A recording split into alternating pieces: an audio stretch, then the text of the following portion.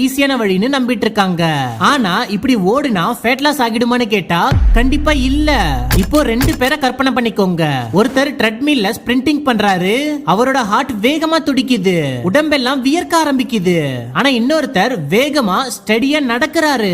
நீங்க என்ன நினைக்கிறீங்க? இந்த ரெண்டு பேத்துல யார் உங்க உடம்புல இருக்கிற கொழுப்பை அதிகமா எரிச்சிருப்பாங்க? சாதாரண நாலேஜ் இருக்கிற மக்கள் உடனே சொல்லிடுவாங்க ட்ரெட்மில்ல ஓடுனவர் தான். ஆனா நான் சொல்லுவேன் ரன்னிங் பண்ணவரை விட வேகமா ஸ்டடியா நடந்தவர் தான் அதிக கொழுப்பை எரிச்சிருப்பாரு. ஆனா அது எப்படின்னு உங்களுக்கு சந்தேகமா இருக்குது இல்ல? ஆனா சயின்டிபிக்கலி நம்ம பாடி எப்படி ஃபேட்டை ஃபியூலா யூஸ் பண்ணுதுன்னு தெரிஞ்சுக்கிட்டீங்கன்னா அப்போ நீங்களே ஆச்சரியப்படுவீங்க. இன்னைக்கு வீடியோ ஒரு பெரிய ஃபிட்னஸ் மித்த உங்க கண் முன்னாடியே உடைச்சு காட்ட போகுது. அது மட்டும் இல்லாம வாக்கிங்க எப்படி ஃபேட் லாஸ்க்கான டூலா யூஸ் பண்றதுன்னு அண்ட் அதுக்கான 21 டேஸ் பிளானையும் இந்த வீடியோல ஷேர் பண்ணிருக்கேன். இதனால நீங்க வெறும் நடந்து உங்களோட கொழுப்பை கரைச்சிடலாம். ஓகே, இதை